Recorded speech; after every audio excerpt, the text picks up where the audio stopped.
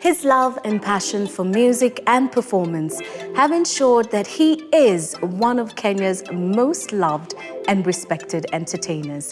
His drive and work ethic will ensure that he remains exactly that.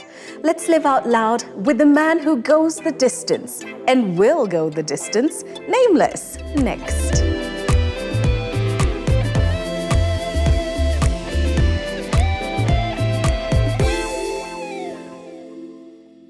Hello and welcome to Sheila Lives Out Loud, and we're set to go the distance with Nameless. Yeah. Hey! Yeah. How am I having a fan out moment right now? I'm just Sheila, like, ooh. Sheila, we go way back, way back.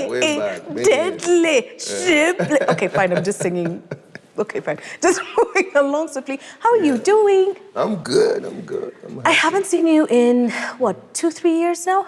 Wow, it's been that long, right? It's not right. I see you on YouTube, so I feel like I saw you. Yes, we are trying. We are trying to make it happen. We out here. We out here, man. Oh. We out here in the streets, man. Oh, no. Let me tell you, there's something about employment, and there's something about getting out there and making something happen. It's not very easy. So for somebody who's just catching up with us on this conversation, how would you describe yourself to someone who has absolutely no idea who Nameless is? Because they just don't know. I don't even know why. But Nameless. Wow. I'm an easy, simple guy. I love living life. I appreciate love and friends. I love creating. That's anything, creating something from nothing.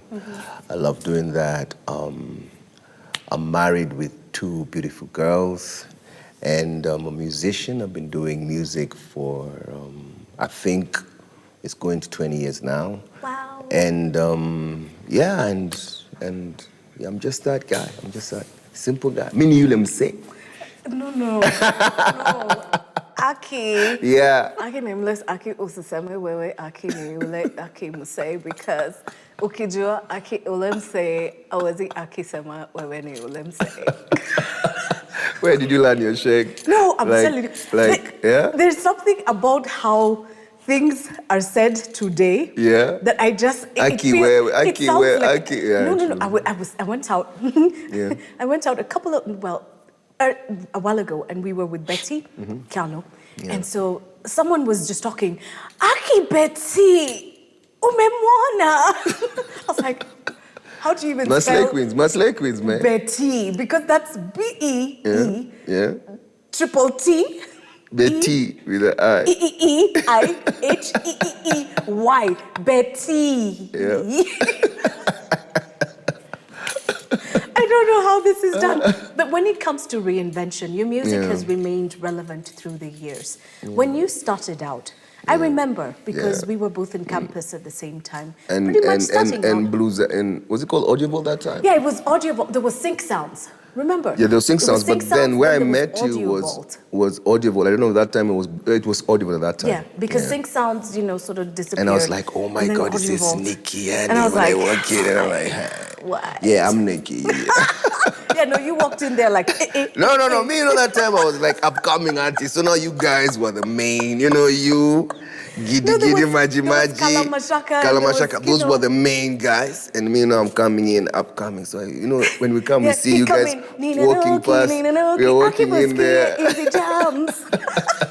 So, yeah, man. So it's good to see you. Everybody's got a great story to tell. Yeah. But here I am, going back to the beginning, because you've managed to reinvent and keep churning out excellent music. When you first started out Nameless, do you think that career would stretch this far? Did you even think of it as a career?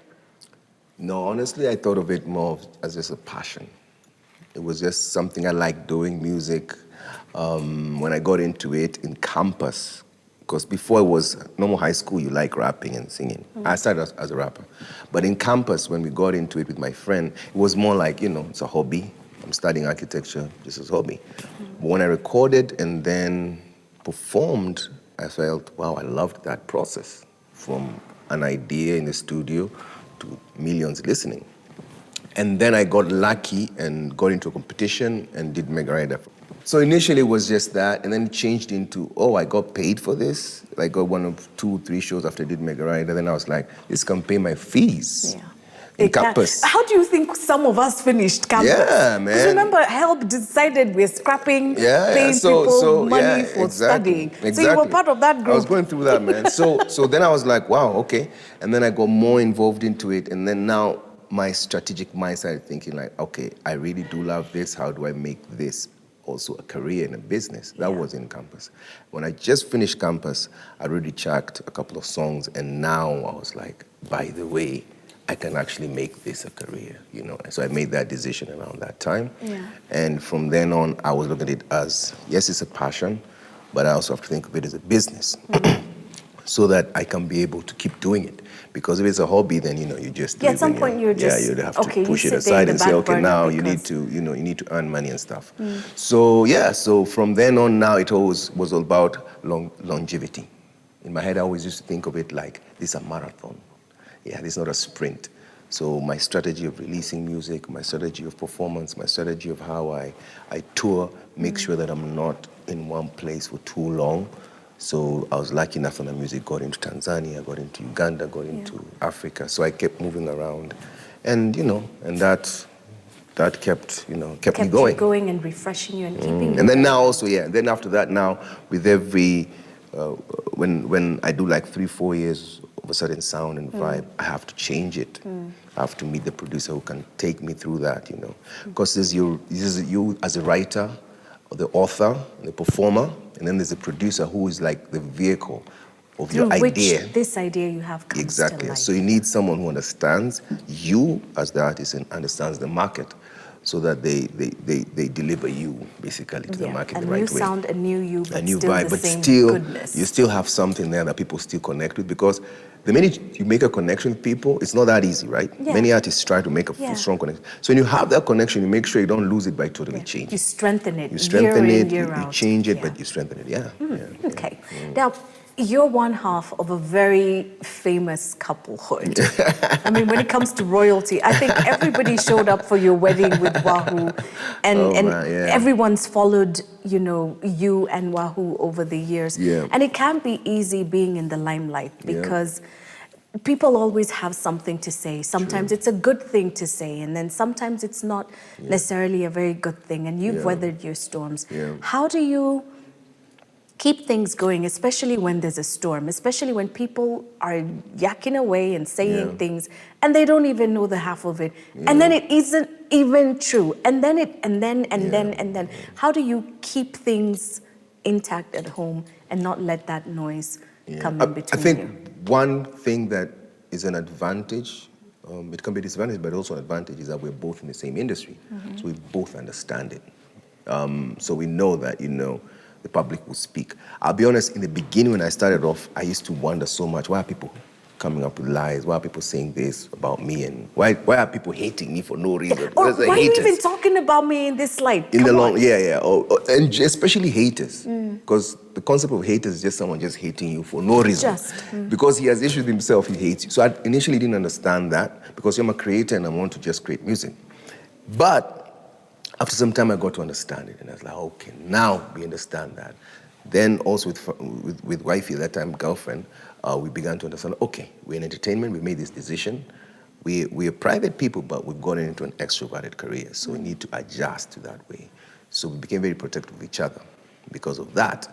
And we got married, and, we shared quite a bit of that. I remember, once you're in the public, reporters, you have to negotiate, because they're like, we want to say this, and you're like, okay, come for the wedding, and then you say it after the wedding, because if you don't, they'll do it in their own way. Because they'll say it anyway. Yeah, they'll say it anyway. So you get into that life of accepting the fact that your life is out there. Some things are good. People say positive things, I'll be honest, and that's what I focus on now. I don't focus on the negative. It's literally 1% or 2%. Why would I focus on that? Why focus on that? But as a creative, you get sometimes... But it still riles you, because it's something... straight up, it's your like vibe. Even if you look at a situation like a video, you drop a video, you'll have like, let's say 2,000 likes and 10 dislikes. But you'll be like, I do have this Who's 10 this dislikes. 10? These 10 Who are guys. they? Who is their mother? Shida Unigania. Never. Like, for real, I worked on this thing. Who hurt you? I put my heart out, man. Like, did you even watch the video? Yeah. Did you just press dislike? Because, so any creator looks, and we talk among artists, and we always joke about it, like, Manze, why do we just look at these 10 buggers? Why don't we just focus on the 2,000, But it's part of it. So even in our relationship, we have that. We have, and whenever we see lies like that, I don't, like, propagate it by answering to it. You don't answer back to it. It's you don't only give once it or life. twice I have done that when they've really gone to my over. kids or something, then I'm like, okay, now you need to understand No. your pettiness, but this is below. Somehow we've been protective of each other. And we're still here, still strong. And still giving people a reason to believe in love and to believe in music. And music. Being a father, how has that changed you? Because I've seen you. I know you from before, and I know you now as a father. And I just want to hear in your own words what that change has been.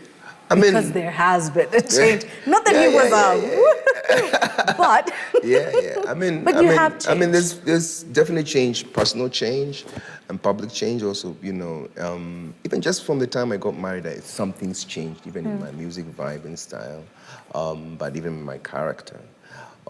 Kids is a totally different thing when you see your blood, when you see part of you there, you see someone's personality, it makes you understand yourself better because you see, whoa, like no one taught bits of you in both of no them, one like, taught you this, but you thinking like this, or you're doing this, Yeah. and it helps you understand yourself better, and you connect. You really connect with this person who is looking up to you, and you're molding them, especially in the beginning years. You're molding them to be, molding their character.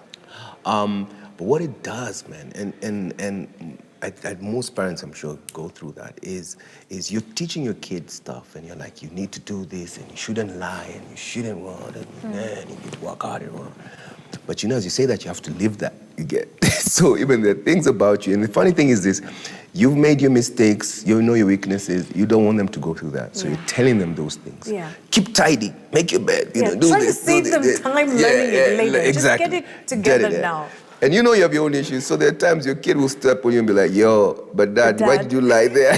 So you have to adjust and become a better person yourself, so that you're leading by example. Yeah. So it really does change you in many ways, positively, and it gives you purpose. To do whatever you're doing, it gives you more purpose because now people are relying on you, looking up to you and stuff like that. So whatever you do, even as an entertainer, I always have to think, okay, I don't want my daughter to ever feel pressure, embarrassed or what. So I talked all the time, even in my music, when I'm doing a video.